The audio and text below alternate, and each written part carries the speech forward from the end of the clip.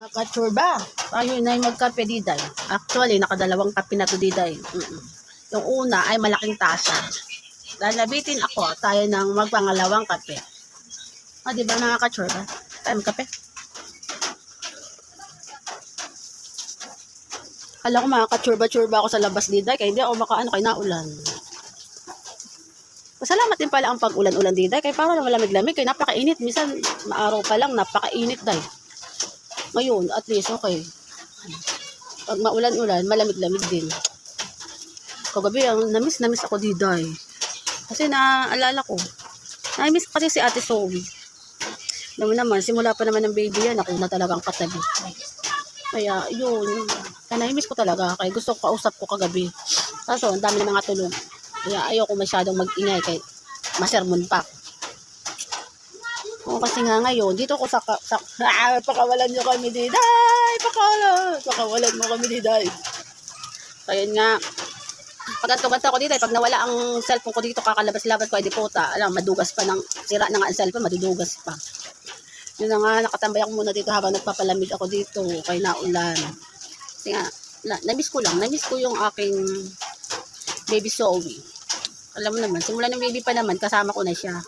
Hanggang nagkasakit ako kasi nagkasakit ako, hindi ko alam na inaasikaso pala niya ako, pinagpunas-punas, hindi ko pansin yun kasi siyempre nagkasakit ako dati.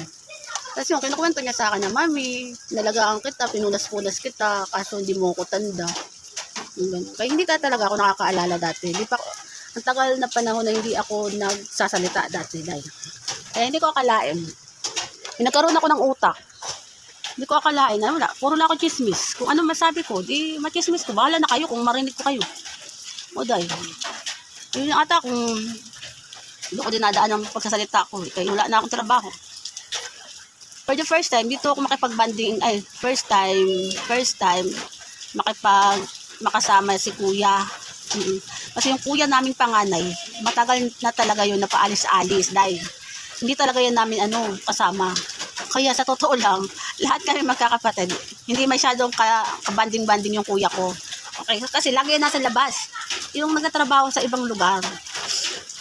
Uuwi lang yun sa amin, sa Pinas. Uuwi lang yun pag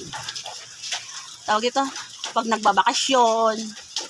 After nun, siguro mga 1 month yan. Pero, hindi yan nakatambay lang din sa bahay. Hindi din nakatambay sa bahay. Ay, puro lang din yung gala. Di po nga. Kabakasyon na sa Pinas, pero gala lang ng gala. Ganyan siya katindi. Ganyan siya katindi dati, dahil kaya noon talaga yung panganay namin wala talaga masyadong ka-close dati, kaya lagi nasa galaan. Saka lagi nasa abroad. Pero sobrang mabait naman sa kuya namin, lalo na kung may mga kailangan kaming budget o babayaran. Nabagsak talaga siya ng tulong sa amin. Kaya lang talaga may attitude lang niya talaga na pagkatoyo talaga yan. Ewan ko. Palibasa, mahilig kasi yan maggala-gala dahil. Yun lang, napachika lang ako. Kaya ngayon, naalis na uli ang aking kuya. Dahil dyan, dahil kakachismis dyan, magchismis na mukha kayo. Kaya napaulit-ulit lang ako ng chismis sa inyo. Tayo magkape dahil. Sarap magkape dahil, kaya nakadalawang kape. Nabitin pa rin sa pagkakape, kaya magkape uli ako dahil. Dahil dyan, nakailan na akong tasa. Yun na nga. Sana nga makauwi uli. Plano talaga ng kuya ko, mag-stay na sa bahay uli. Nadipungal dahil dyan, nag-stay uli siya, umalis. Okay lang yan, kaligayahan niya na yan dahil. Hinahayaan ko lang sila kung anong kaligayahan niya. Kahit naman noon, ganun talaga attitude niyan.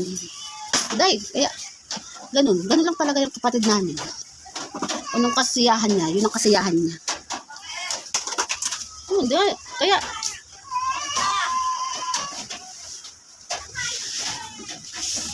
mato na ulan-ulan ngayon diday. Buti wala pa ako na-experience dito sa lugar na to na may baha-baha. Kaya dito wala naman. Dito wala mga baha-baha. Meron yan, te. Pag tumigil lang wala ng isang oras, babaha na. Dito napasok? Ay, ganun. Pagpasa kung nakakas ang ulan. Isang oras na malakas ang ulan, matik na yan. Ay, ganun. Tataas kami ng gamit. Hayop na iyan. Ganun din pala. Saan yung nabatin? Wala. Sa apartment yun, wala. Yung nabatin ko. Pero hindi naman baha na pasok ng bahay. O, dyan lang. Pero kung malakas talaga yung ulan, malakas, napasok talaga. Ang likod kasi ilog. Kaya pag nalapit. Yung pala yung Diday. Kasi, mga apartment kasi rin to, Diday. Kaya doon nga sa dati namin natawag inanong apartment dati sa Laguna. Kaya hindi naman, sa awa naman ng Diyos, pinapasok ng, kahit sobrang lakas ng bagyo. Kasi mataas-taas ang hagdan. Kaya hindi kaya sobrang lamig lalo dahil, sobrang lamig ng doon. Para maging okay ang panahon. Kaya maglalaba sana ako di dahil, hindi ako makapaglaba dahil. For the first time, maglalaba na ako ulit dahil mag-washing. Hindi ko kaya maglaba lang ngayon. Dati kasi puro ako kuskus. Noon pa kuskus. Kaso nagkasakit ako na nag-try ako maglaba-laba. Ayoko na nakayuko kaya nasakit ang mata ko. Pag nakayuko ako di dahil habang naglalaba. Wala. Hindi na tayo magkakaintindihan kaya masakit na yung ulo ko niyan. Kaya at least dito sa pagtitira ko ngayon, nakikitira ako dito ngayon. At least may washing. Hindi ako mahirapan masyado dahil kay paantay-antay lang ako habang nag-chismis sa inyo. At least nakakapaglaba-laba ako. Yun lang, napachika lang ako ngayon. Alam mo naman tuwing umaga talaga, nag-chismis talaga ako. Kaso, di pungal. Imbis na nakatago ako kakachismis, ang ending, dito lagi ako sa may gate tuloy. Ay, ito, pinaka-space dito. Wala man lang makitang nakatago. Kaya hindi, kailangan talaga i-chismis ka na kung sino dumaan dyan. Pungal, bala sila. Kaya na nga, goodbye na nga sa inyo, kaya nasakit ang tiyan ko dahil. Nauutot yata ako. Wala akong punta ako sa CR. Okay, goodbye na muna. Sakit ang tiyan ko. Nakadalawang kape ako. Ay, nasa inyo. Bye na tayo mga ka-chur. Bye-bye.